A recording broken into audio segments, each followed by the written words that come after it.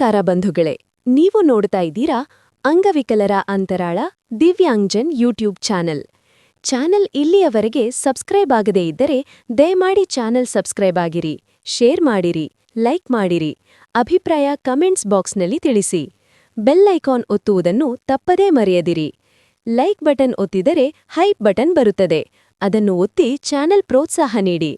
ವಿಶೇಷಚೇತನರ ಇಲಾಖೆಯ ಯೋಜನೆಗಳು, ಅಂಗವಿಕಲ ವ್ಯಕ್ತಿಗಳ ಹಕ್ಕುಗಳ ಅಧಿನಿಯಮ 2016ರ ಕಾಯ್ದೆಗಳನ್ನು ಕಾರ್ಯರೂಪಕ್ಕೆ ತರುವುದು ಮತ್ತು ಅದರ ಬಗ್ಗೆ ಜಾಗೃತಿ ಮೂಡಿಸುವಂತಹ ಪ್ರಾಮಾಣಿಕ ಪ್ರಯತ್ನ ಮಾಡಿರುವ ವರದಿಗಳು ಮಾತ್ರ ಪ್ರಸಾರ ಮಾಡುವ ರಾಜ್ಯದ ಏಕೈಕ ಯೂಟ್ಯೂಬ್ ಚಾನೆಲ್ ಅಂಗವಿಕಲರ ಅಂತರಾಳ ದಿವ್ಯಾಂಗ್ಜನ್ ಯೂಟ್ಯೂಬ್ ಚಾನೆಲ್.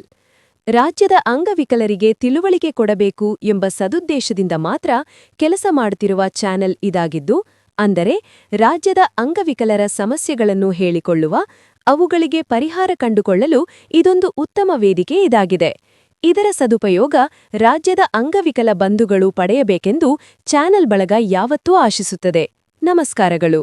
ದಿನಾಂಕ 23/12/2025ರಂದು ಬೆಂಗಳೂರು ಉತ್ತರ ತಾಲೂಕಿನ ಗೋಪಾಲಪುರ ಗ್ರಾಮ ಪಂಚಾಯಿತಿಯಲ್ಲಿ ವಿಶೇಷಚೇತನರ ಸಮನ್ವಯ ಗ್ರಾಮಸಭೆಯನ್ನು ಏರ್ಪಡಿಸಲಾಗಿತ್ತು. ಈ ಕಾರ್ಯಕ್ರಮಕ್ಕೆ ಗ್ರಾಮ ಪಂಚಾಯಿತಿಯ ಅಧ್ಯಕ್ಷರು, ಉಪಾಧ್ಯಕ್ಷರು ಮತ್ತು ಸರ್ವ ಸದಸ್ಯರು, ಪಂಚಾಯಿತಿ ಅಭಿವೃದ್ಧಿ ಅಧಿಕಾರಿಗಳು, ಉತ್ತರ ತಾಲೂಕಿನ ವಿವಿಧೋದ್ದೇಶ ಪುನರ್ವಸತಿ ಕಾರ್ಯಕರ್ತರಾದ ಅರುಣ್ ಕುಮಾರ್ ಅವರು, ಉತ್ತರ ತಾಲೂಕಿನ ಎಲ್ಲಾ ಗ್ರಾಮೀಣ ಪುನರ್ವಸತಿ ಕಾರ್ಯಕರ್ತರು VRW/URW ಭಾಗವಹಿಸಿದ್ದು, 15ಕ್ಕಿಂತ ಹೆಚ್ಚು ಜನ ವಿಕಲಚೇತನರಿಗೆ ವಿವಿಧ ಸಾಧನ ಸಲಕರಣೆಗಳನ್ನು OGHF-ನಧ ಸಂಸ್ಥೆ ಹಾಗೂ ಸ್ಥಳೀಯ ಸಂಸ್ಥೆಯ ಸಹಕಾರದಿಂದ ವಿತರಿಸಲಾಯಿತು. ಜಿಲ್ಲಾ ವಿಕಲಚೇತನರ ಕಲ್ಯಾಣ ಅಧಿಕಾರಿಗಳಾದ ಕೆ. ಕೃಷ್ಣಮೂರ್ತಿರವರ ಆದೇಶದಂತೆ ಶಾಲಾ ಮಕ್ಕಳಿಗೆ ಹಿರಿಯ ನಾಗರಿಕರ ಬಗ್ಗೆ ಅರಿವು ಮೂಡಿಸುವ ಸಲುವಾಗಿ ನಮ್ಮ ಹಿರಿಯರು ನಮ್ಮ ಹೆಮ್ಮೆ ಎಂಬ ಘೋಷವಾಕ್ಯದೊಡನೆ ಹಿರಿಯ ನಾಗರಿಕರ ಬಗೆಗಿನ ಗೌರವ ಮುಂತಾದ ವಿಚಾರಗಳನ್ನು ಸಭೆಯಲ್ಲಿ ವಿವರಿಸಲಾಯಿತು.